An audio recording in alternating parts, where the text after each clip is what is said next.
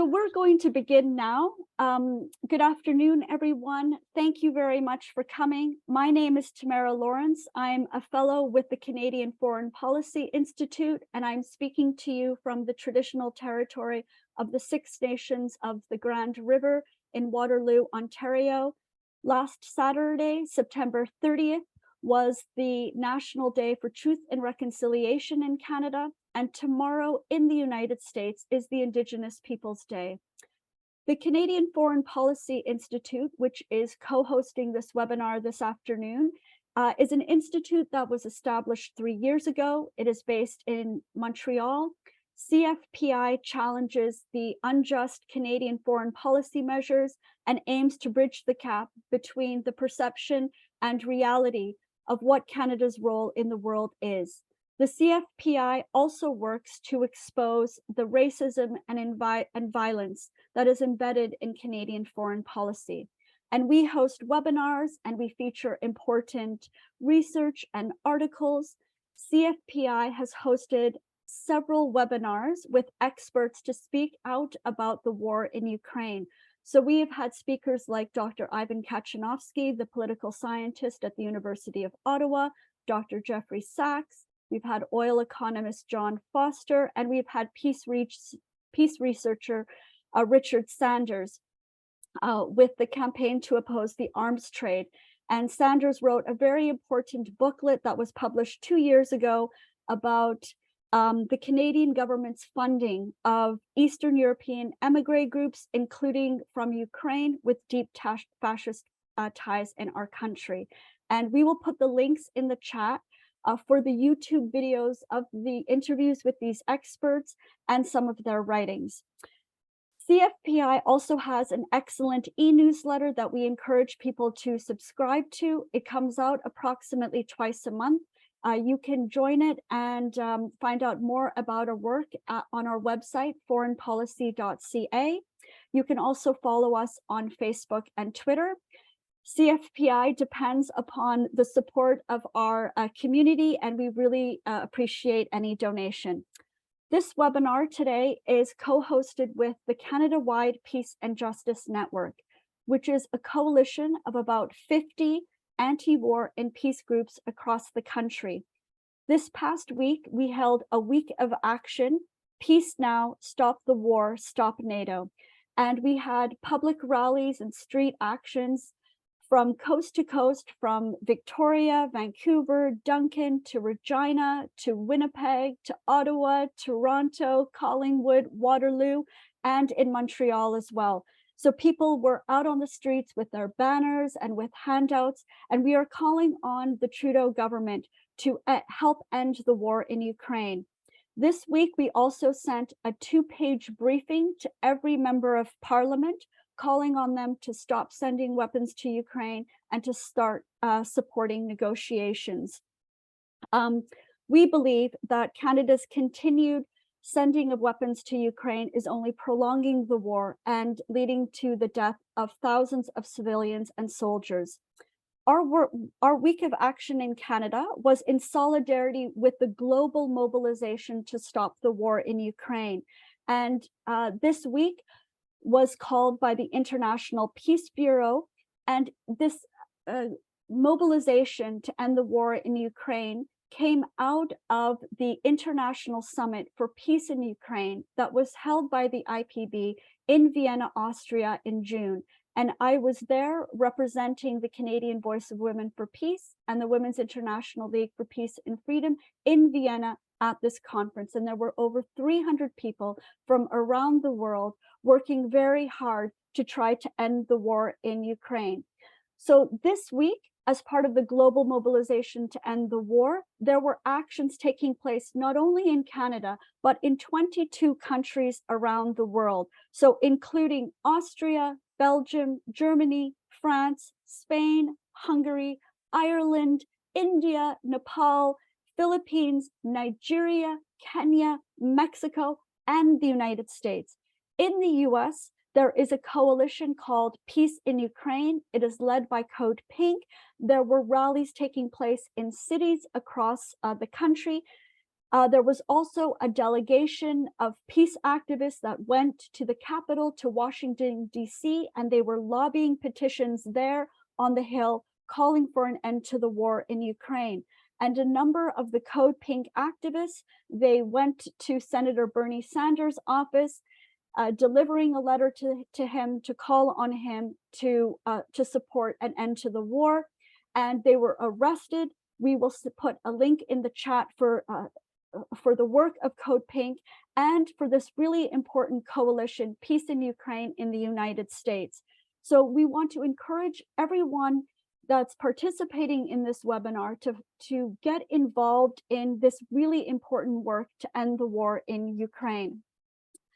And as you are surely aware, 2 weeks ago in Canada, the Ukrainian President Volodymyr Zelensky came to our capital and he spoke in our House of Commons. Members of Parliament gave President Zelensky several standing ovations, and they also gave a standing ovation to a Ukrainian Canadian Nazi veteran from the Second World War. This was very shocking and shameful, and it led to our Prime Minister, Justin Trudeau, apologizing, and the Speaker of the House, Anthony Rota, stepping down from his role, but he remains a member of Parliament. Another shameful development during Zelensky's visit that did not warrant the kind of outrage and opposition that it should have is the fact that the Trudeau government announced another $650 million weapons package to Ukraine. In the past 19 months, Canada has sent over $9.5 billion in economic and military aid to Ukraine, and that includes $1.5 billion of weapons to the Ukrainian military, from sniper rifles, assault weapons, ammunitions to Leopard tanks. Canada has not spent $1 on peace, on conflict mediation, or diplomacy to try to end the war and end the killing. And in fact, before and since February 24th, 2022, Canadian diplomats refused to meet with their Russian counterparts to engage in a dialogue to resolve this conflict. The war in Ukraine is not only a diplomatic failure, but it is a great tragedy.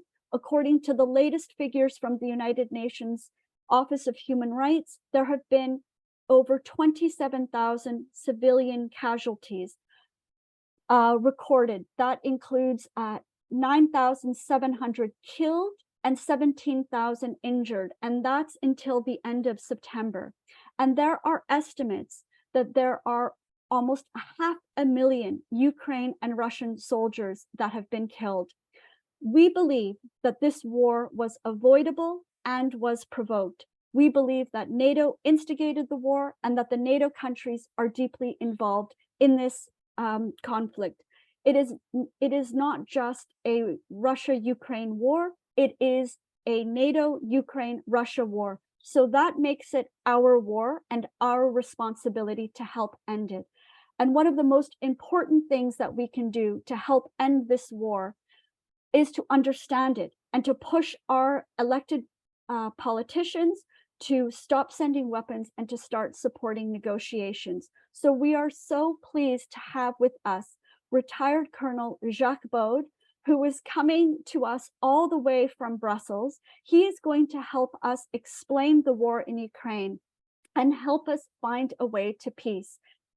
Now, before I introduce our guest, I would just like to run quickly through some logistics. Our webinar today is 90 minutes. For the first 45 minutes or so, there will be a presentation from Colonel Baud, and we will also engage in a conversation style with some questions.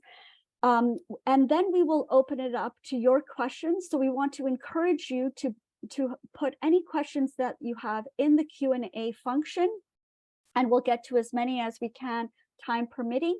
We have left the chat open, and we welcome your comments and any resources or references that you would like to share. We're just going to ask you to please keep your comments civil and cordial and free from any racist, xenophobic, or otherwise harmful commentary. And we would like to strongly encourage you, though, to pay close attention to what Colonel Baud says. So try to limit your engagement in the chat and listen carefully to what he has to say. So now let me introduce our guest speaker, retired Colonel Jacques Baud. He is a former senior member of strategic intelligence in the Swiss military. He served on the civilian and military side for many, many years.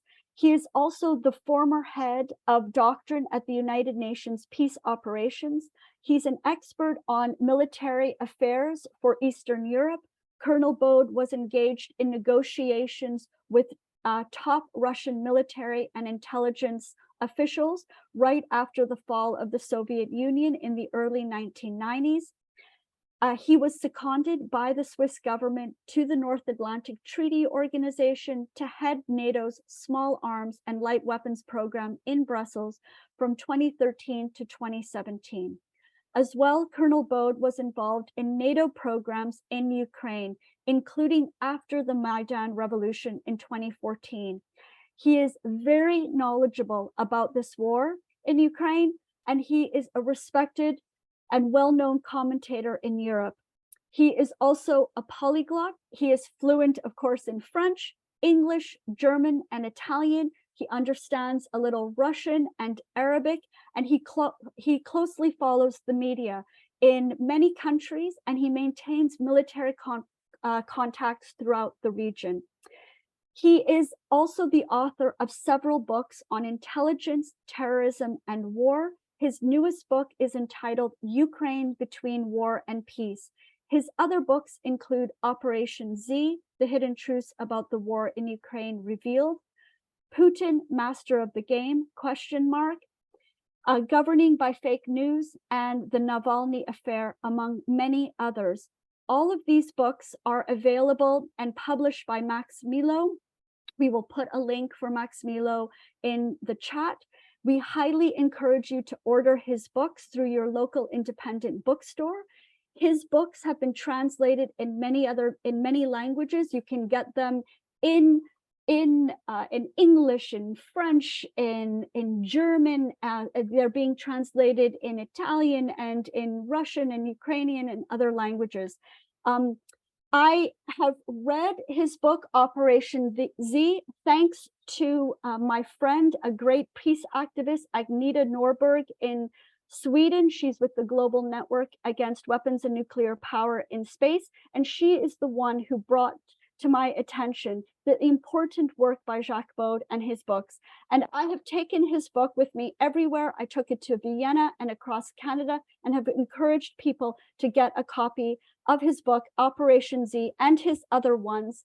And I'm so glad to have ordered his book, his latest book. It hasn't arrived yet, but I'm really looking forward to read it when it comes. So I encourage you to check out his work. So now, Colonel Baud, I would like to turn the floor over to you. And I would just like you to begin, if you could, by giving us a little bit of more background about your military experience and your knowledge in this war in Ukraine. Yes, many thanks for all that and for those kind words. Thank you for inviting me and giving me the opportunity to talk to all the community. And hi to everybody, and hope that you will enjoy this evening. As to me, you said already everything. When I was in the strategic intelligence, I was in charge of the whole Warsaw Pact.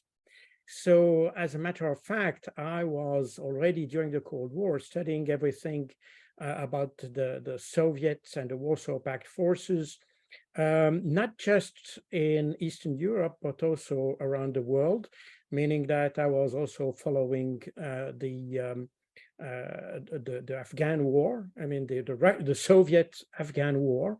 I was in touch with Ahmed Shah Massoud, for instance. I wrote for Ahmed Shah Massoud a handbook to disarm the Soviet mines, anti-personnel mines. That's how I started my career as a anti-mine. I proposed an initiative for the Swiss government that was presented in Ottawa in 1997. By the way, I created the Geneva Center for Humanitarian Demining. That was the start of that was my contact with Ahmed Shah Massoud in Afghanistan. And so that's also at that time that I learned Russian and started to be familiar with the Russian military doctrine and all the military issue that are still valid today, and explained a lot. Today I'm finishing another book about Russia and war, and to explain a little bit how Russia understands war, not just the nitty-gritty of war. It's not just about tanks and guns, but also in the way of thinking, and it's very different from what Western countries do actually. And I spent, as you have seen or heard before, I spent some time in the UN. I was head of intelligence in the Sudan for 2 years for the UN, and I was dealing with the Darfur issue mainly, but also with South Sudan. I was in touch with about 80 rebel groups in Sudan. I managed some crises and had to mediate between tribes in solving issues with abducted children and things like this. Also hostage situations, especially in Darfur. By the way, I solved all my hostage situation within 24 hours without any use of force and without paying a single dollar. So just by talking with people. And I spent also 2 years in New York as head of the policy and doctrine of the peacekeeping operation. From there, I had a very good overview on the Libyan failure, NATO failure in Libya, and that gives me a lot of lessons to think about how the West does war and why it does war today, which gave me some let's say hints for thinking about the conflicts we have now in Ukraine. As I'm also expert of the UN in the rule of law and the reform of security institutions. And in that capacity, as I was in the NATO, I was in charge of the counter-proliferation of small arms.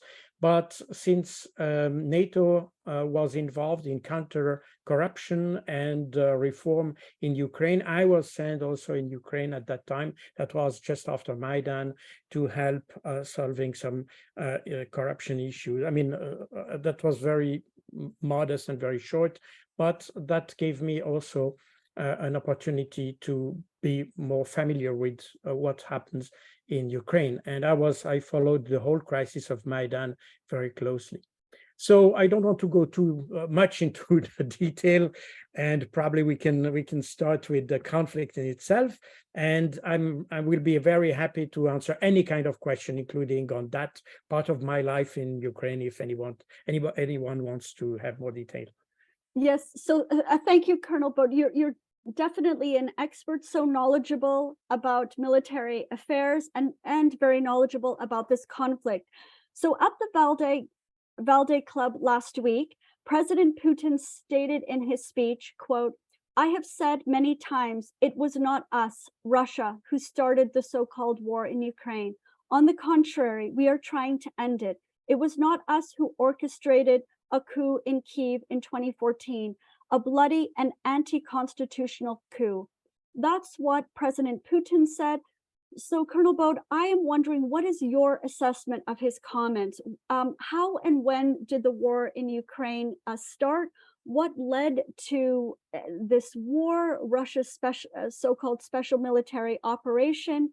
What are Canadian and other Western governments and media not telling the public about the origins of this war? Yes, no, thank you very much for that question. Well, Vladimir Putin is right. So this conflict started in 2014. And it started actually with something we tend to have forgotten today. This is when the government of Yanukovych was toppled.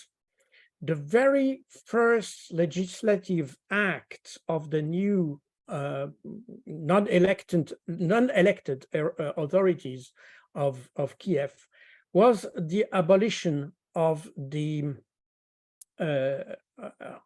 law on the official languages. There were two official languages at that time, that was Russian and Ukrainian. And the first legislative act was to abolish this law and to make Ukrainian as the only or the sole official language. So Russian was not forbidden, but it was no longer used for interaction between the citizen and the administration. And that started to create a real problem. And if we can probably go into, sorry, up.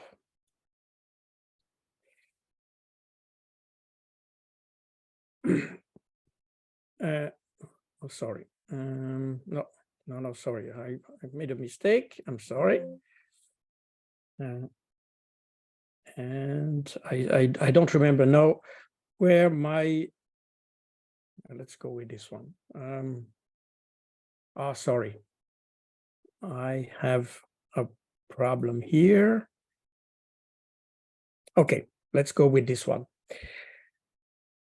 Probably before going to 2014, we have to remember that one aspect which is very important because when we talk about NATO today, getting closer to Russia, which is often viewed as the root cause, I would say it's not exactly that, because NATO as such has no power. NATO doesn't, even Stoltenberg doesn't decide anything.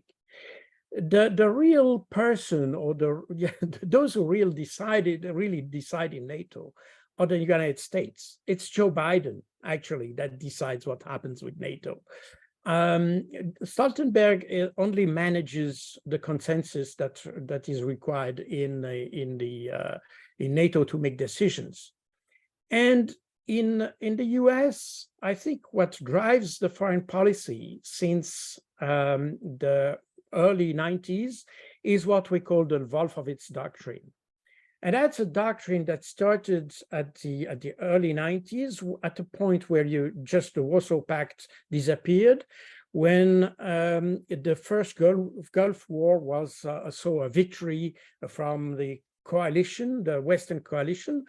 And there was a sense in the US that the US had a dominant position in the world, and it had to keep that position. And that's basically, in a nutshell, what Wolfowitz said. And this doctrine is still, in fact, very active. And you can even, if you heard what Joe Biden said in his first address for the State of the Union in March 2021, he said the rest of the world is closing in and closing in fast. And that's exactly the problem of the UN. And they don't want to allow the rest of the world to be a competitor. They want to keep that dominant position. And in fact, most of the attention of the US today is directed towards China. But there was a concern in the US that China could use Russia as a support, if you want. And therefore, there came this idea that Russia must be weakened in order to weaken China. And that's how the whole issue of that's the context, the very first layer of the problem that affects Ukraine today. And we have that in a document that was published by the RAND Corporation in March-April 2019. And if you read in this document, you see exactly everything you see today happening.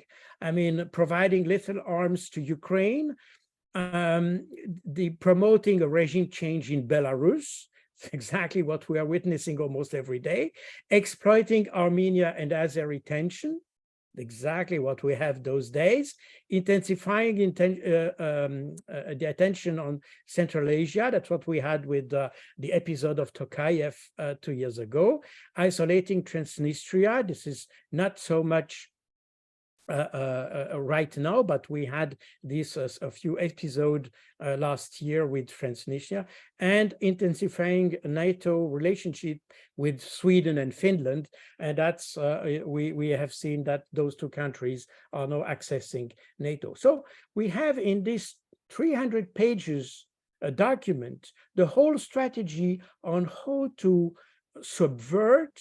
And the title is Extending Russia, but the very idea is how to destabilize Russia. This is the whole point. So that's it's in fact the expression of that Wolfowitz doctrine, the practical side of the Wolfowitz doctrine. The second aspect is the deployment of nuclear weapons in Europe. The problem with when we say NATO gets closer to Russia, we have to remember that in 1952, in fact, as Turkey entered NATO, NATO touched the border of the Warsaw Pact and even Soviet Union.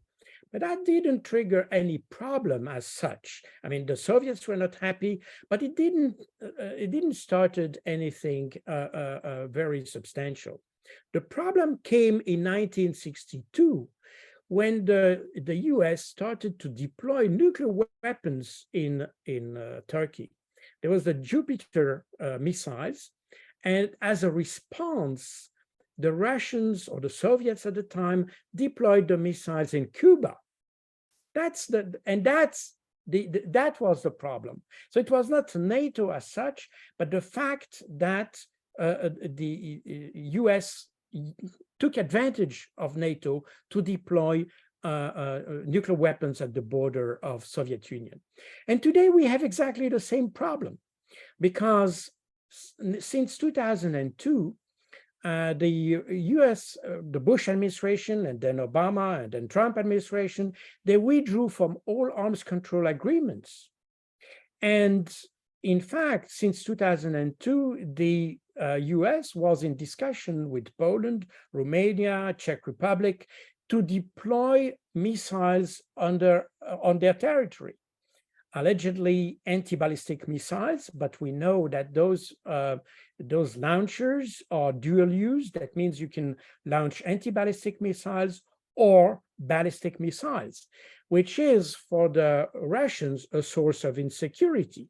And that's the reason why you had this famous speech of Vladimir Putin in 2007 in Munich, where he blasted the initiative of the US and said that it will not tolerate the deployment of nuclear weapons at the border of Russia. And for a simple reason, is that after the Cuba missile crisis, both the Soviets and the US noted that they had no crisis management structures.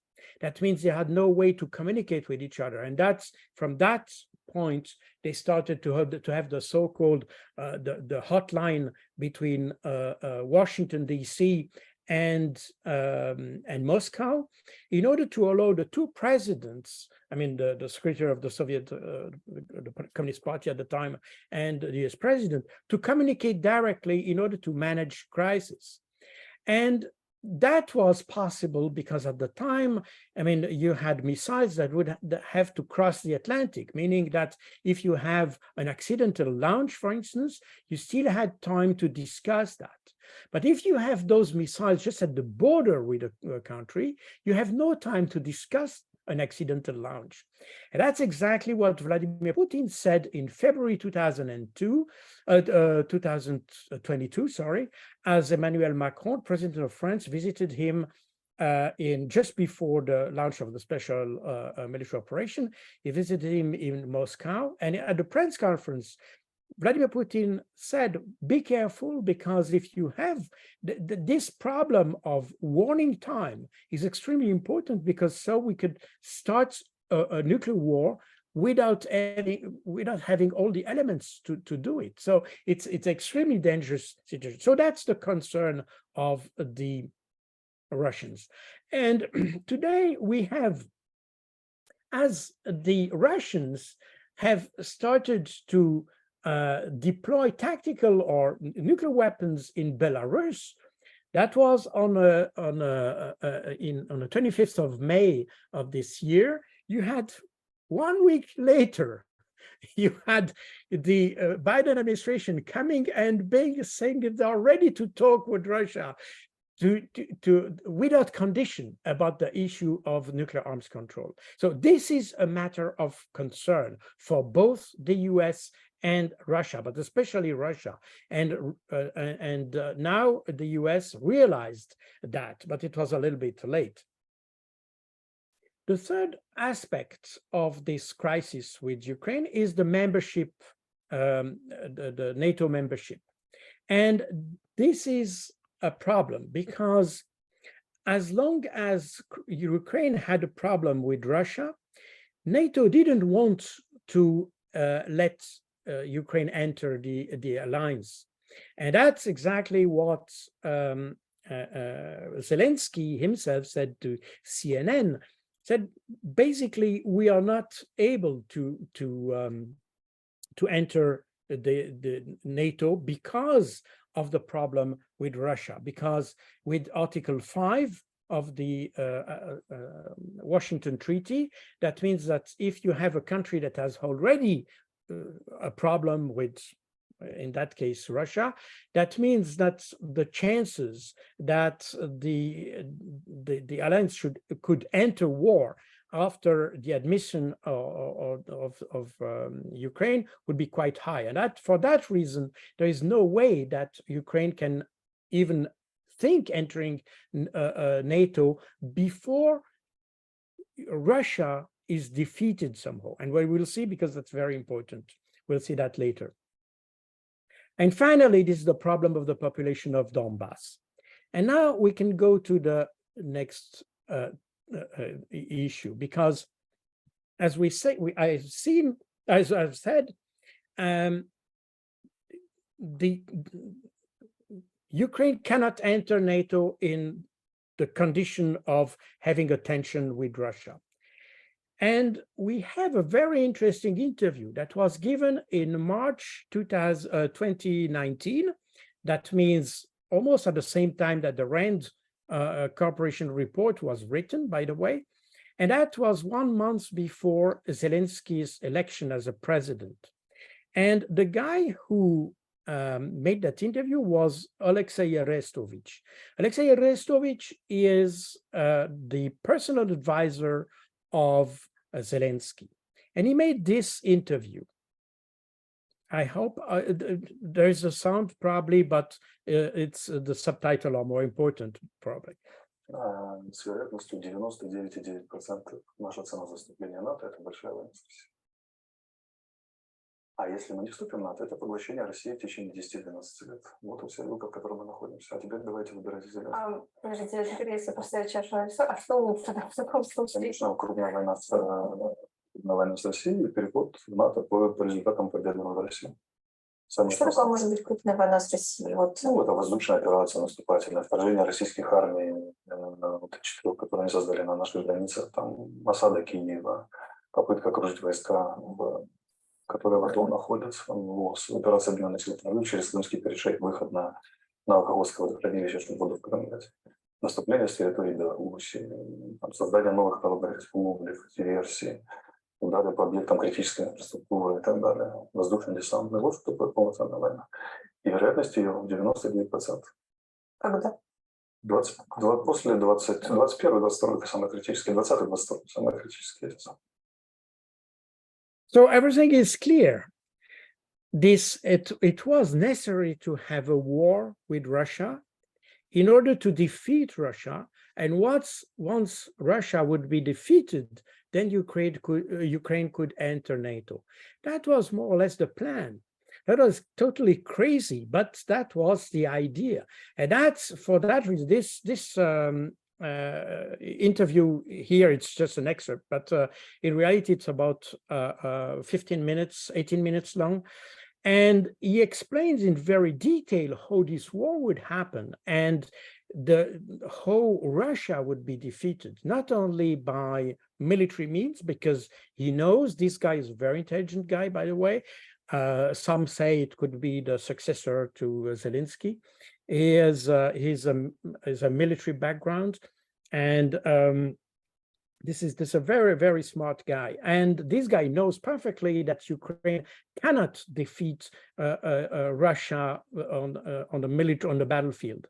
But what he explains is that the NATO and the the Western world would help with sanctions, with weapons, with contingent, with no-fly zones, and so on and so forth. That's how they explain that this war could be won against Russia. And if you have seen the narrative of the Western media since 1.5 years or almost 2 years now, you can see that's exactly the narrative that we have said, that we have heard, because that's what we expected, because we anticipated that Russia could not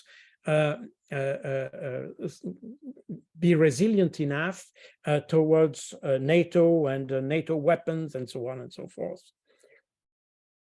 And of course, there was the Minsk agreements that were signed, and I can go a little bit into details on that later. But we knew that those agreements that were supposed to solve the problem in the Donbass, because the issue with Russia was in fact the Donbass and nothing else. And or more accurately, that was the situation of the Russian minority in the Donbass and in Ukraine at large, by the way. That was the problem. And the Minsk agreement were here to solve this issue. But Poroshenko says that he had never any intent to implement those agreements. They were just used to buy time. And in fact, Angela Merkel, because the Minsk agreement had the guarantors on the Ukrainian side, the two guarantors were Germany and France. And Germany, that was Angela Merkel at the time, she said in the German paper Die Zeit, she said that it was never the intent to implement the Minsk agreement. And François Hollande, the president of France, who was a guarantor of this agreement, also confessed and confirmed that there was no intent whatsoever to implement these agreements. And finally, even Zelensky said that he didn't want to implement this. So nobody wanted to have or to implement the political solution that was at hand. That's the issue. And then we have something that nobody talks about. On the 24th of March, 2021, Volodymyr Zelensky issued a presidential decree to reconquer Crimea, Sebastopol, and the south of the country. And this is the print screen of the Ukrainian document, or the headline of the document. And from that very moment, we could see in the Donbass, that on the Ukrainian side of the Donbass, if you want, we had the first preparation of the deployment of the Ukrainian army in order to prepare an offensive against the Donbass. And that's why in April 2021, you had on the border of Ukraine on the Russian side, the Russians started to deploy their troops in order to deter a possible offensive against the population of Donbass. I just want to remind you that the Donbass was not a separatist, but autonomist region. And basically there were citizens who wanted to be autonomous from Kiev. We can come on some details on that later. And from that very moment, you could see in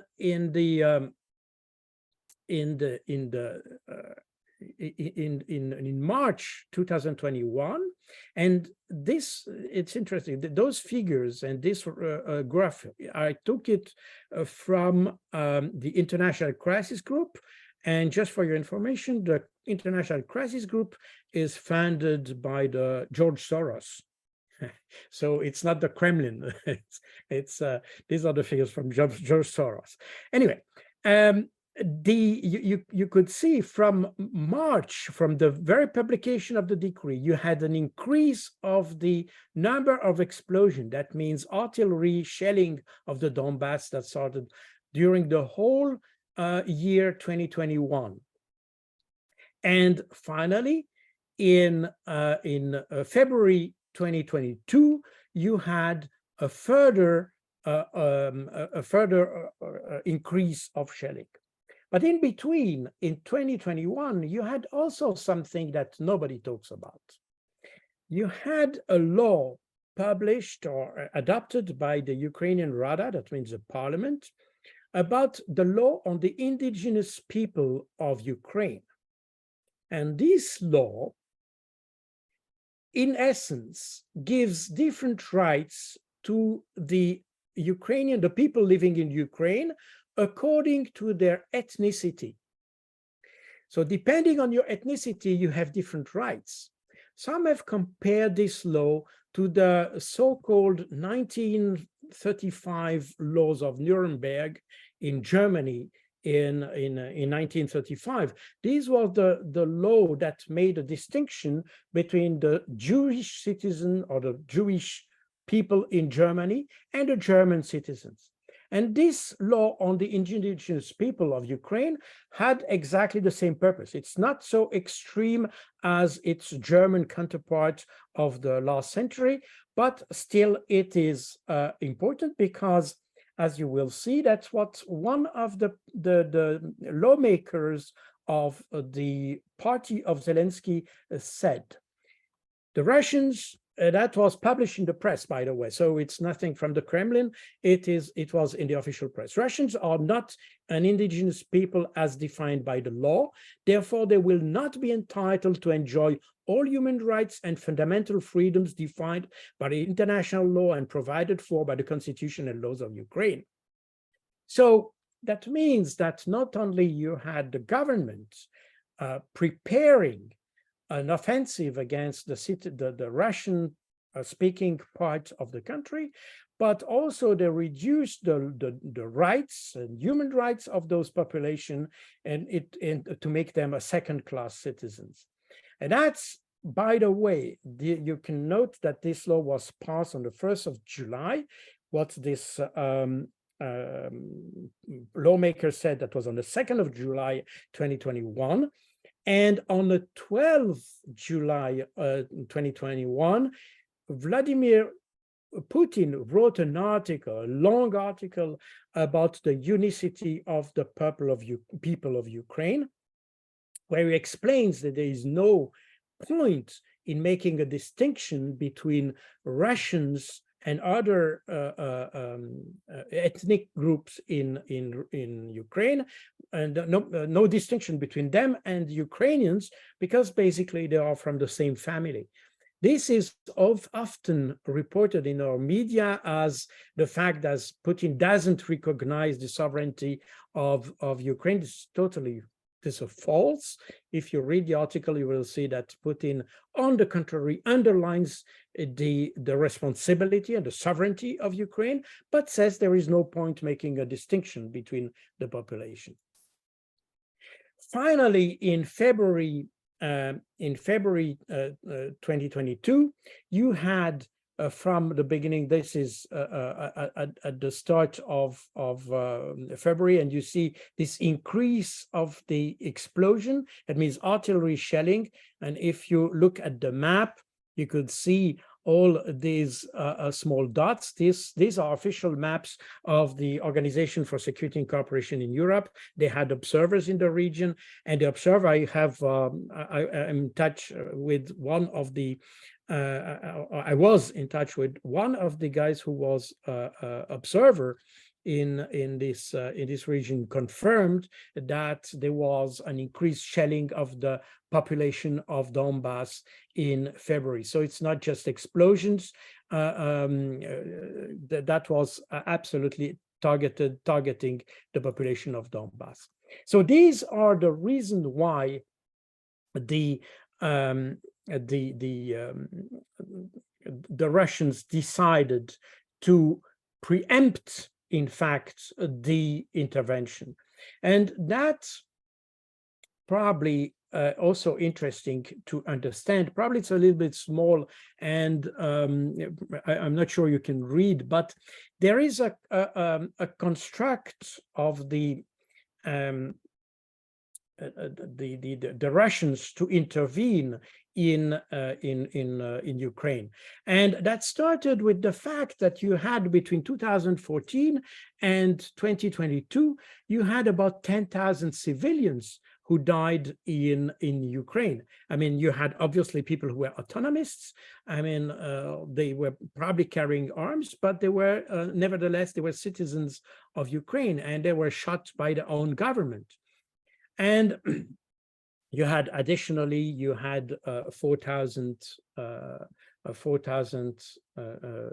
Ukrainian soldiers who died in that event. But anyway, and then you had on the 24th of March, you had this decree of Zelensky to reconquer the Donbass and Crimea, and you had these increase of shelling, and that leads to one concept that Russia invoked already in 2008 in Georgia, that is the responsibility to protect.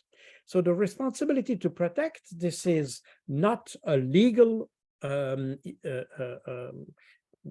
issue, or it's not a legal concept, it's a legitimacy concept, and that gives the legitimacy of that intervention. Now, what is the responsibility to protect?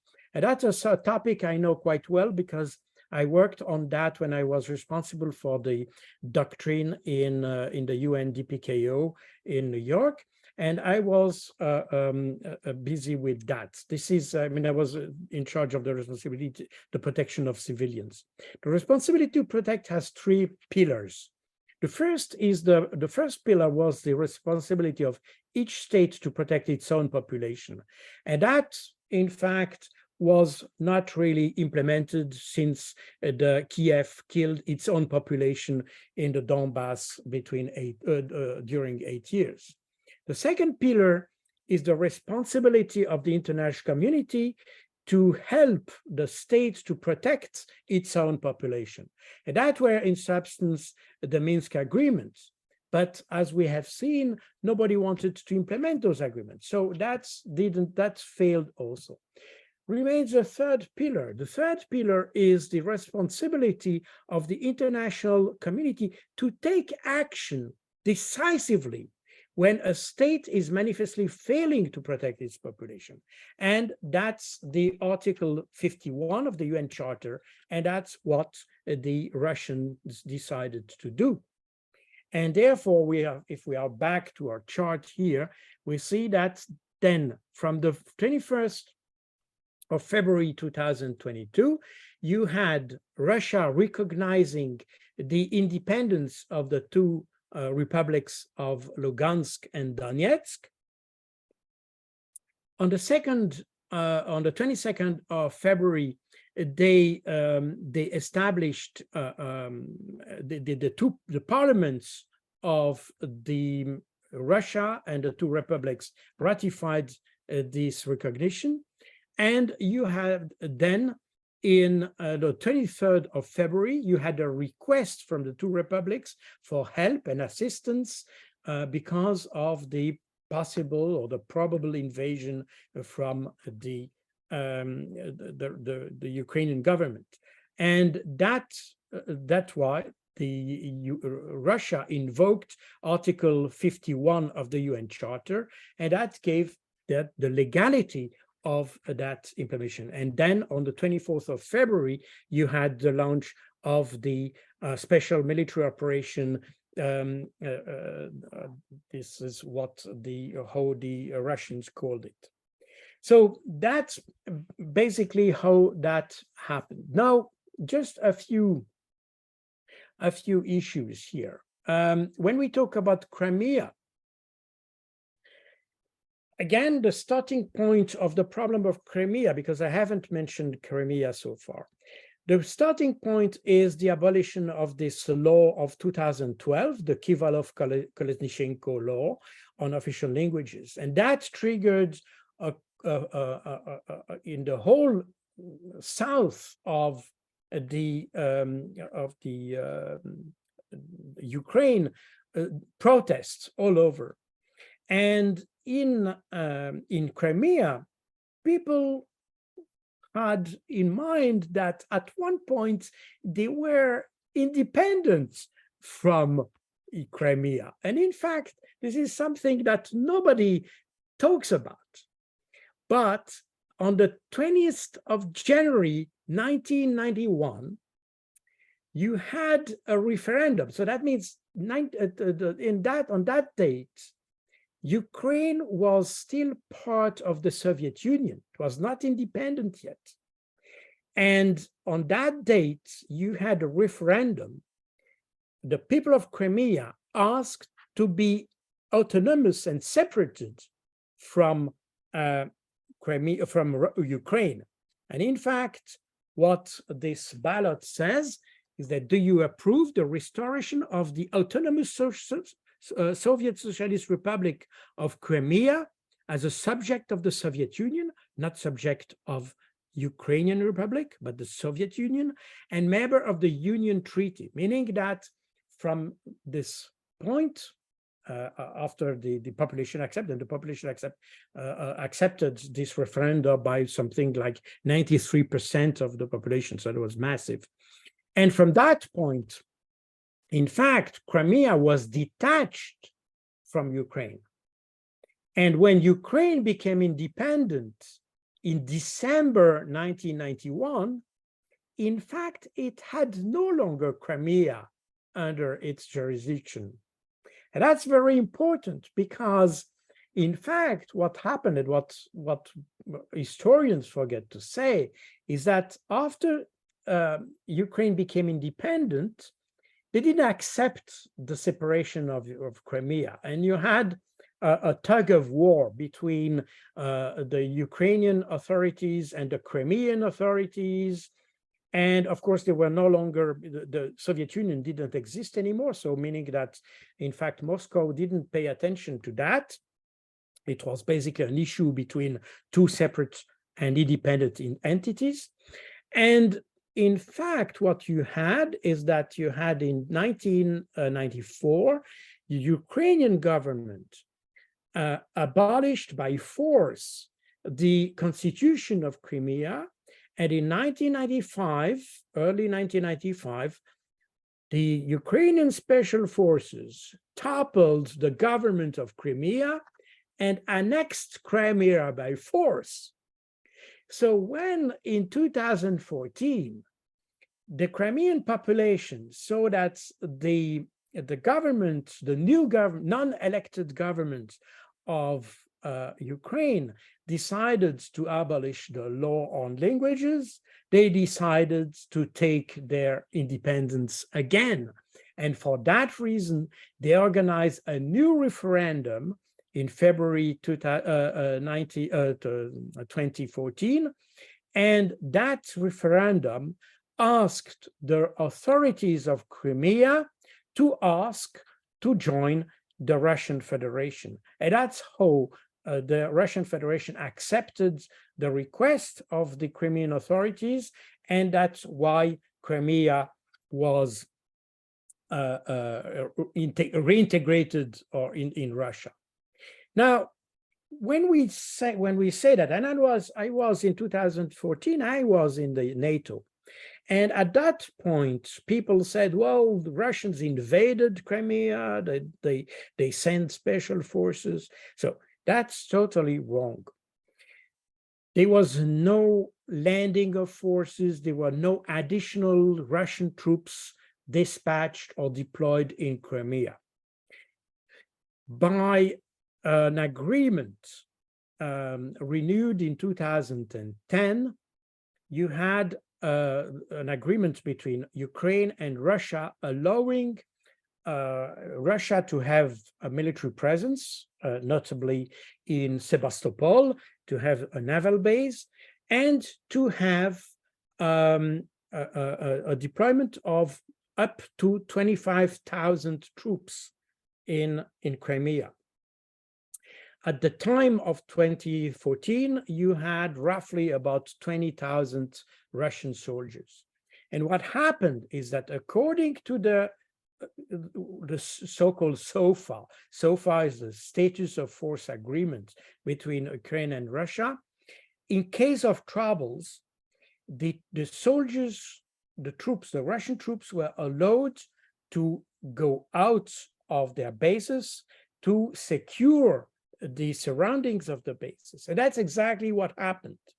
The Russian soldiers went out of the base to secure them. When the government of Crimea, of Ukraine, started to deploy paramilitary units, I mean extremists basically, to trying to make order against those who wanted autonomy, then Vladimir Putin ordered his troops to go between the fighters and to separate them. We have to say, and there was some talk about those little green men, about those little green men were not special forces or whatsoever. In fact, they were those Ukrainian troops, because the Ukrainian army at that time was territorially organized, meaning that in Crimea, you had at that time, you had 22,000 Ukrainian soldiers in Crimea. But in those 22,000, most of them were Russian speaking, as in Crimea, because they came from Crimea. So meaning that when you had the first troubles and paramilitary forces starting to shoot at protesters and things like that, 20,000 troops stationed in Crimea joined the enemy with weapons, uniforms, and ammunition. And you had exactly the same thing happening in Donbass.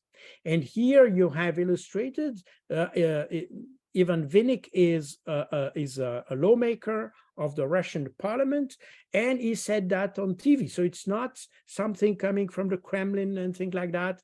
This was said, it was known by the Ukrainian authorities that in fact, those Ukrainian troops defected to the Russians because they didn't want to shoot at their brothers and their Russian-speaking brothers. So that's the issue in Crimea, which is in fact, totally different from what we have in the media. Another issue that is often mentioned in the media is, in fact, what happened with that you had Russian troops and units dispatched in Ukraine. And in fact, you had here that these are two articles from this is Deutsche Welle, the German media, but here in Ukrainian language. And it reports that according to the Ukrainian General Staff, Ukraine doesn't fight against Russian regular forces. And we will see a video later that, in fact, the General Staff has not identified any regular or units in Crimea, in Ukraine. The same as the SBU, that's in the Kiev Post, the SBU, that means the Security Service of Ukraine, said that they have identified only 56 Russians fighting in Ukraine. That means people who came, we had exactly the same issue in Switzerland. I am Swiss of origin, and during the Balkan War, we had Swiss soldiers during the weekends. They were putting their rifle in the trunk of the car, were going during the weekend in Yugoslavia, fighting for 1 or 2 days and coming back on Monday morning to the office. And that's exactly what happened also in Ukraine in 2014. You had soldiers taking advantage of vacation or weekends or whatever, and they just came to help their brothers in Donbass to fight, but you had no actual troops deployed in Ukraine. So, and here you have the head of the Ukrainian General Staff saying that they have only identified the involvement of individuals of the Russian Federation, but no army. And that was said. This particular interview was made after the signature of the Minsk II agreement.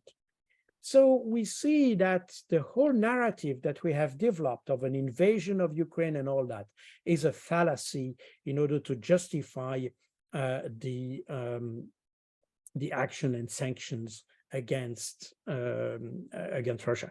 And by the way, if you look at the map that was published by the Washington Post on December 2021, that was just before the start of the Russian special operation, you can see that here this CIA map make the deployment of Russian forces. This is the pink ovals here, but here in Donbass there is no Russian troops, so there was no Russian units deployed in Ukraine.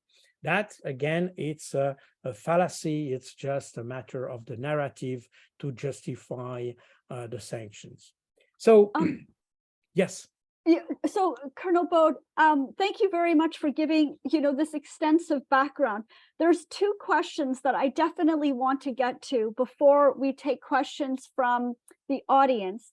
And maybe just before I get to the two questions, I do want to let you know that in January of 2022, the Canadian government sent Canadian Special Forces to Ukraine, sent a weapons package to Ukraine. This is January of 2022. We sent a warship to the Mediterranean. We sent an electronic warfare unit to Latvia. Canada was, preparing for this war as well. And then just to explain to the viewers that the Organization for Security and Cooperation in Europe, the OSCE, established a special special monitoring mission to help implement the Minsk agreements. And I put a link to the chat so that you can see those maps that Colonel Baud showed about the shooting and the shelling that came from the from the Kiev side into the Donbass. So I put a link to the chat in that. But the two other questions that I want you to respond to before we get to questions from the audience is about the neo-Nazi militias in Ukraine, because as you know, we have a great controversy in Canada about, you know, Nazis who came from Ukraine and other Baltic countries after the Second World War. And we have had many media reports over the past 8 years about Canada arming and training and supporting neo-Nazi militias like Azov, C-14, IDAR, these ultra-nationalist, extremist, violent groups in the country. So we would like you to explain that aspect of the problem, and then we would like you to speak about your ideas for peace and your latest book. Thanks. Absolutely. So coming to your first question, I will go on here on everything starts with the abolition of that law. And the problem in 2014 is that the Ukrainian army was not reliable, because half of this army was Russian speaking, and of course they didn't want to fight. And in fact, these are the statistics given by the legal advisor of the Ukrainian army that shows that I said before that you had roughly 4,000 soldiers who died in Donbass, in the war in Donbass. But in fact, among these 4,000, you had only 1,300 who died from combat activities. The rest died from suicide, from disease, from murder, accidents and drugs and all that, meaning that this army was not motivated. And in order to fight in the Donbass, the government needed to have better or more motivated units. So they took those who helped toppling the government in Kiev, in Maidan. And those were right-wing extremists. And we talk about Azov, but in fact, here you have just a selection of the largest of those groups. By the way, those groups are still fighting, because, for instance, the Ukrainian Volunteer Army, which is here on the right, this is a separate army which is not subordinated to the Ministry of Defense. It's an independent army within Ukraine that fights independently. But all these groups are basically right-wing extremists. So if we dig a little bit more into Azov and this one, and we'll see that, here you have these symbols. You see on the left here, the insignia of the Zweite Panzerdivision SS Das Reich, and with this very strange symbol, which is called the Wolf's Angle. And the Wolf's Angle is a traditional Teutonic symbol of the Middle Age.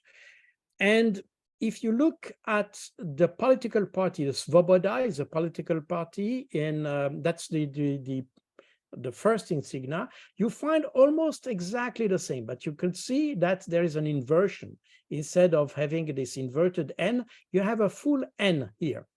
And here, this N with the barred by the I is what the right-wing extremists, and we can say right-wing extremists, you can say neo-Nazi, it's the idea of nation. The idea of nation is a symbol for a nation that is composed by only one ethnic group. Meaning that if you read then then this insignia evolved and up to the Azov. I don't want to go in every detail, but it's important to understand this idea of nation. And I mentioned in my books that you have, of course, in their policy, The idea is to have a pure Ukraine, pure. I remind you that we talked before about this law on indigenous people that made the different categories of citizens. And that's exactly the idea of nation. That means you have a pure nation of Ukrainians, and the others are just Untermenschen, as the Nazi used to say. That means under man, or I don't know how to say that. This is Untermensch is the way the Nazis designed the Jews during the war. So they were not human; they were under human. Basically, that's a translation, if you want. The interesting thing with this this insignia and the second division, and that illustrates a little bit, that explains or tries to explain the dilemma that you have in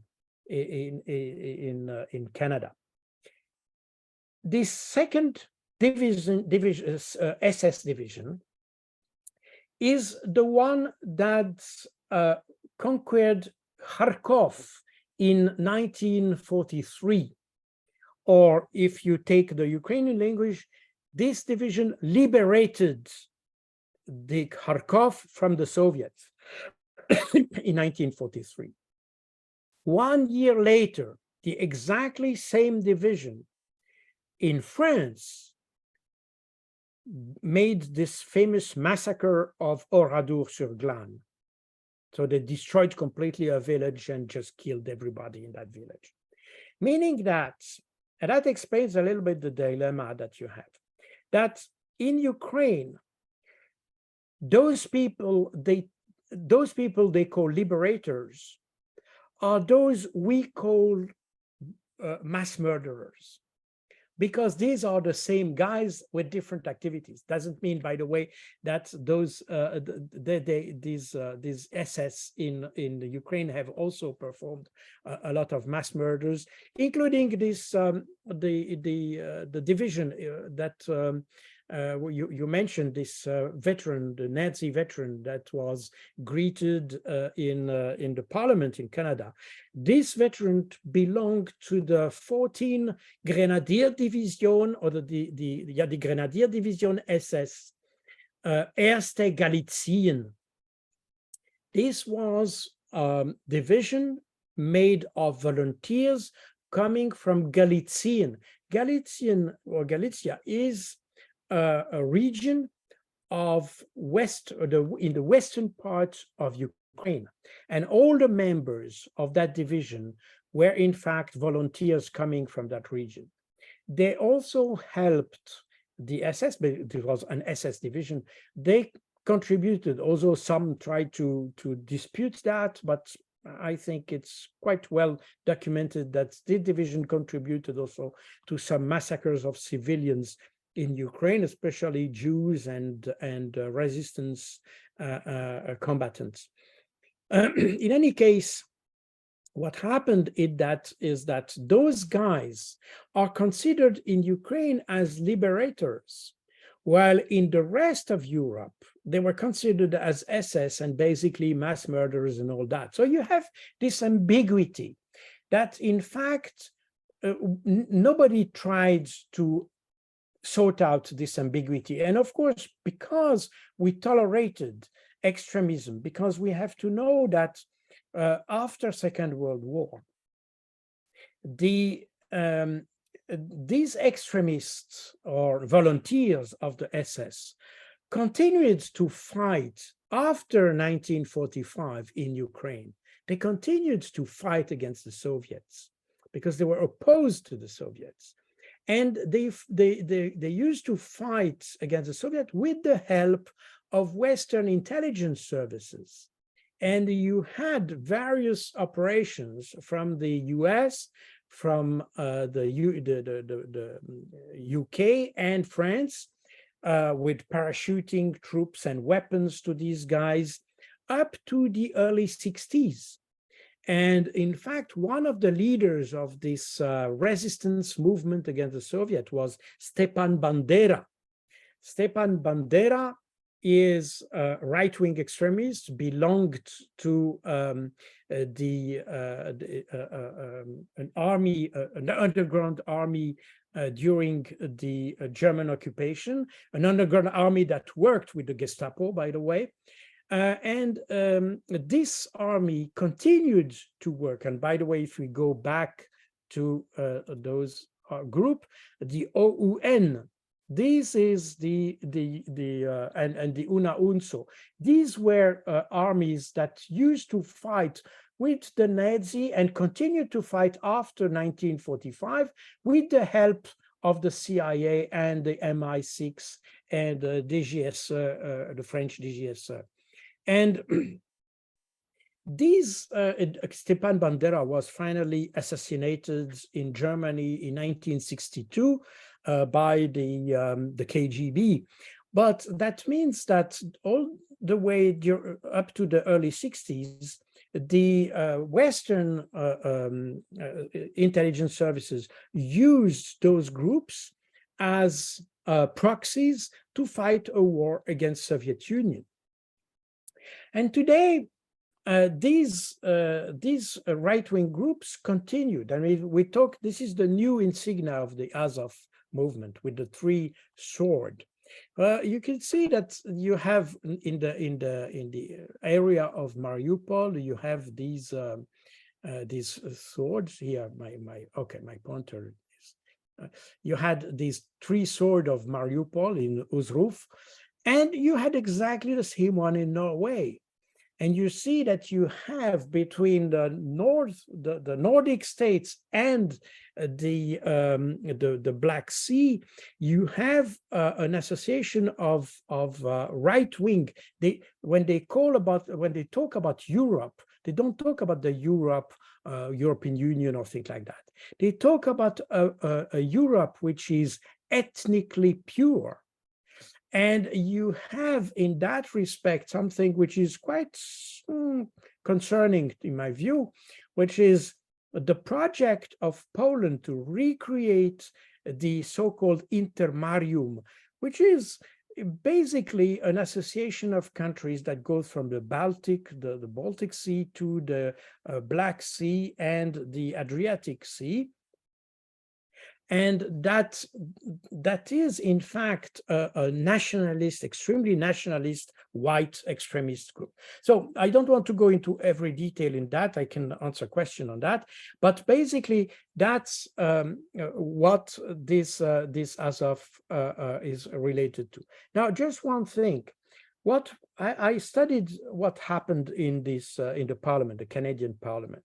What disturbs me is a few things. First of all, the chairman of the houses, when he presented this veteran, he didn't say that he fought the Soviets. He said he fought the Russians, which is factually wrong, because at the time when this veteran was fighting during Second World War, they were fighting the Soviets and not the Russians. So that means that we are going from a political concept to an ethnic concept. And that's what the chairman of the House mentioned. So, and the applause went to the fight of the Russians and not the Soviets. And that is extremely disturbing. The second thing is that, of course, if you have the slightest knowledge of history, any lawmaker should have asked himself, who the hell was fighting the Soviets during Second World War? You know, I mentioned in my next book, because I took this particular event, but when I was 18, and I was that was about 50 years ago, and I was visiting the battlefield of Monte Cassino in south of Ukraine, in south of Italy. And I stopped in front of the grave of a young Canadian soldier, a young Canadian. He was 18 when he died, same age as me. And that made me a lot of thinking that a young guy coming from overseas, coming to die in Europe was something that profoundly moved me. And 50 years ago, 50 years later, I see the Canadians welcoming a guy who exactly fought the Allied, exactly fighting the guy that this young soldier of 1943 was, in fact, they are celebrating a guy who was fighting the Canadians. So I found that extremely disturbing. By the way, you had not all Ukrainians supported the Nazi during World War II. You had, in fact, 7 million Ukrainians that fought with the Soviet army against the Nazi. And there is no word on that with those lawmakers. So I think, I'm sorry to say so, but I think that your lawmakers are either extremely ignorant or extremely stupid. But that's something that disturbs me profoundly. I'm sorry to use a vocabulary that is not very diplomatic, but I don't see anything more elegant to say with people who are really, those people, all of them, I'm sorry to say so, all of them, despicable. Sorry to say so. Yes, Colonel Baud, we absolutely agree with you. We feel the same way. You know, we're absolutely outraged, and many of us, you know, are calling for a national inquiry into this. But we've got only 5 minutes left, and then I will do a very quick wrap up. But it's really important for us to get to your last book. And so in 5 minutes, if you wanted to you know, share a little bit about your last book and how we get to peace, that would be greatly appreciated, and it would touch on some of the questions that we have in the chat and in the Q&A function that relate to a possibility of negotiations for partition, or how do we get to peace in Ukraine? Yes. No, it's a very good question, and of course, a very short time to answer that question, which is in fact extremely complex. The problem is that the position of the Russians has always been readiness for negotiation. And in fact, we have to remember that on the 25th of February last year, one day after the start of the special operation, Zelensky asked to negotiate. The Russians accepted. And then the European Union came and said, no, they said to Zelensky, no, you don't negotiate with the Russians. Here are 450 million weapons. You fight against the Russians. 1 month later, mid-March, that was 3 weeks later, in fact, mid-March, Zelensky again made a proposal to the Russians, and a very interesting proposal. And in fact, the Russians were ready to go along with the proposal, which in substance asked for the departure of all Russian troops from Ukraine, with the issue of Donbass and Crimea to be discussed separately, and the promise of Ukraine not to belong to NATO, but having instead a system of guarantees by different countries, including Russia. And the Russians were interested by that. Problem is that Boris Johnson called Zelensky and basically exchanged the withdrawal of his proposition against this support, this unlimited support from the Westerners. And Zelensky went along with Boris Johnson, and there was this proposal that was almost reached. I mean, the agreement was almost reached, in fact, fell apart. So basically, the Russians are ready to discuss. But today they say the following. They say, well, if you want to talk, then you have to demonstrate your willingness to go, not to deceive us, and to be truthful with the agreement. And and that's the problem, because today, in fact, the Westerners don't want to lose face, so they don't really want to negotiate. They will be forced to, because they don't see any other solution to these conflicts. The Ukrainians, especially Zelensky, he is in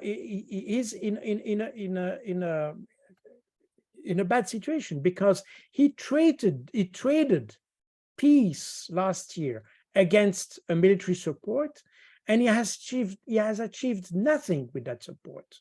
And the counteroffensive shows that it's a total failure, meaning that basically he has achieved nothing with what he traded against peace or a negotiation. And on the Russian side, people said, well, we don't trust you anymore. So if you want to discuss what, you have to make serious proposition. I mean, it cannot be a capitulation of Russia. Cannot be. I mean, if you look at the different scenarios I have here on this on these maps, I mean, I don't want to discuss each of them, but basically the Russians say, well, if you don't want to discuss, we continue the war and we destroy Ukraine. And you know, the Hungarian, because during that presentation I talked about the minority issues, the minority issues with the Russians, but in fact you have exactly the same problem with the Hungarians and the Romanians in Ukraine. That's why the Romanian government and the Hungarian government are very unhappy with Zelensky and the government in Kiev. And probably if the war continues, you may well have Poland asking for taking back Galician, the Galicia, because that belonged to Poland at one point. The Hungarian government may reclaim Transcarpathia, because that used to be Hungarian. And basically, you could have a situation where Ukraine just disappear, and that could be a scenario. I would say now it's time to be reasonable, because now we haven't talked about the casualties, but some estimates today surfaced and say that probably Ukraine lost probably something like 400,000 men dead, not casualty, 400,000.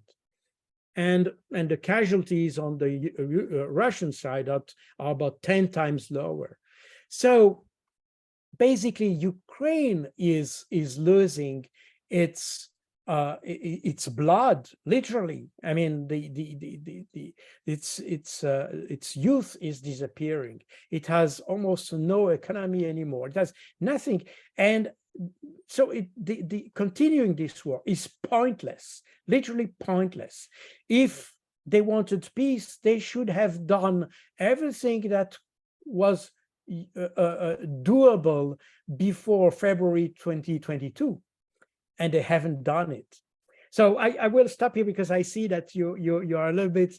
Yeah, well, Colonel Baud, you know, thank you very much for that answer. There's so much more to discuss. You are absolutely right. This war needs to end, because there's just been too much bloodshed. So it is really on us.